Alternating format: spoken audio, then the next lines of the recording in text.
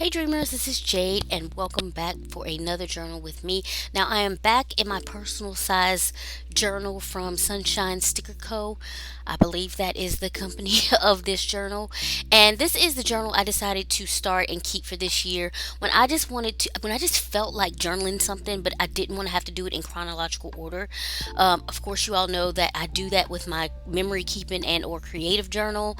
And currently I am in the month of November from last year, so I'm super behind. But there are just some times where I just want to get things out of my head and onto paper in a nice and beautiful and creative way. And so I decided to start this just whatever goes journal. And it doesn't necessarily have to be in chronological order or anything like that.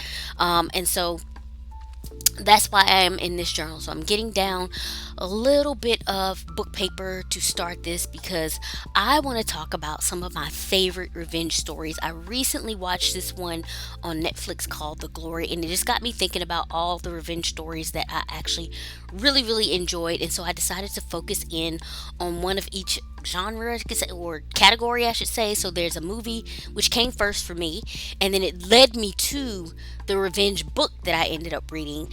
And then of course, as I just said, I just watched this show on Netflix called The Glory. It came in two parts, and it was just fantastic, a fantastic revenge story.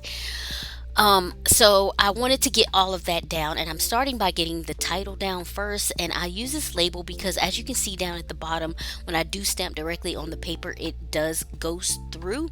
Now, it doesn't really bother me that much because I know that I can do whatever I need to do to cover it up. However, I decided I didn't want what I'm going to stamp to show up on the other side of the page that I've already decorated and done a spread on. And so I put that label down to prevent that from happening. And so I am calling this a dish best served cold since it is about my favorite revenge stories.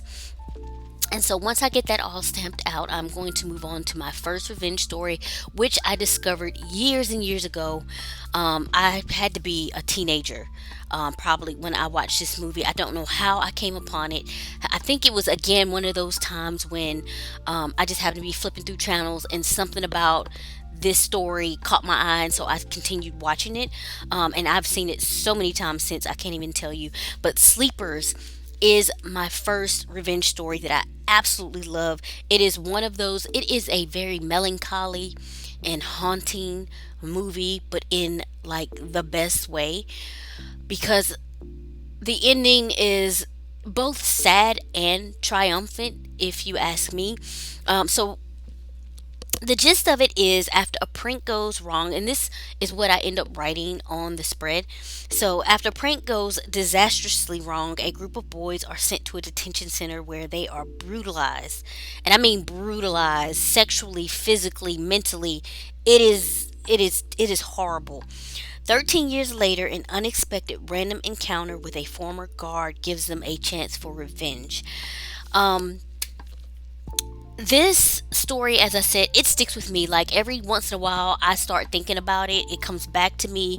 I am completely haunted by this story, especially since the author, it was a book first, by Lorenzo Carcaterra, if I'm not mistaken, and he says that it is based on his life, I think, and that it is a true story. Now, the state of New York says they have no record of anything like that ever occurring.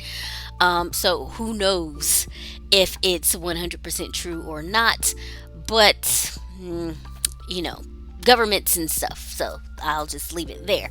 Anyway, this all of these are kind of long-term revenge stories, which is what I love about them because the details and the planning that the people had to put into their revenge is just absolutely impeccable.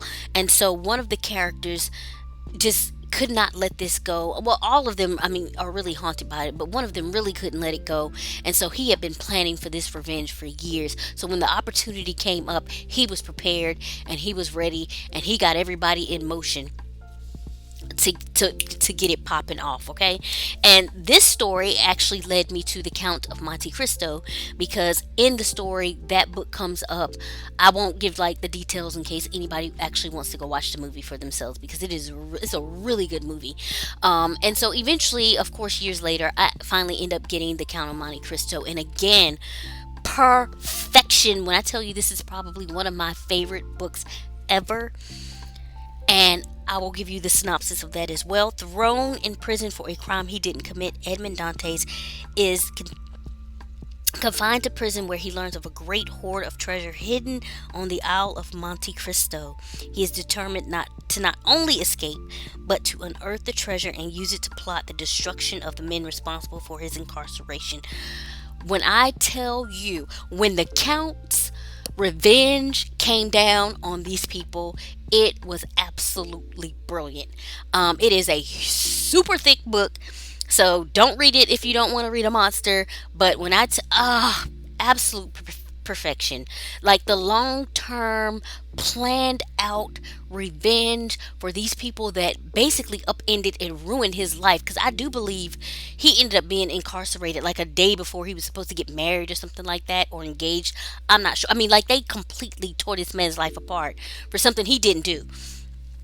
So it was a beautiful revenge. So definitely read The Count of Monte Cristo if you have not read it and you enjoy thick books. I mean, Alexander Dumas, he did his thing in that book. And then, of course, The Glory, same thing, long term revenge story. This girl basically is tortured by her classmates when she is a child. She is a very poor girl, so she doesn't really have, and her mom is a hot mess. So she doesn't really have the means and the wherewithal to defend herself. But when she gets older, again, long term revenge. When she gets older, I mean, she starts plotting from those days. She starts plotting because she realizes not only did they bully her, but they bullied someone else, which ended in her death.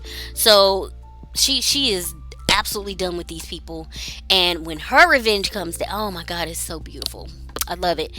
And I hate when people, I hate those revenge stories where it doesn't really satisfy. These are satisfying because they really do actually get the revenge on these people and then are able to go on and live their lives. So, yeah, I just wanted to do a spread about this because I just, all of them wonderful stories. If you're into that kind of thing, check it out. I think you'll enjoy all of them. Again, Sleepers is a movie. It came out years ago. The Count of Monte Cristo is a book, and The Glory is a streaming show on Netflix. So check it out. Anyway, I'm finishing up a little bit of details here. I hope that all of you have been safe and well. If you enjoyed this content, then please consider liking, subscribing, and sharing. And I'll catch you all in the next one. Bye.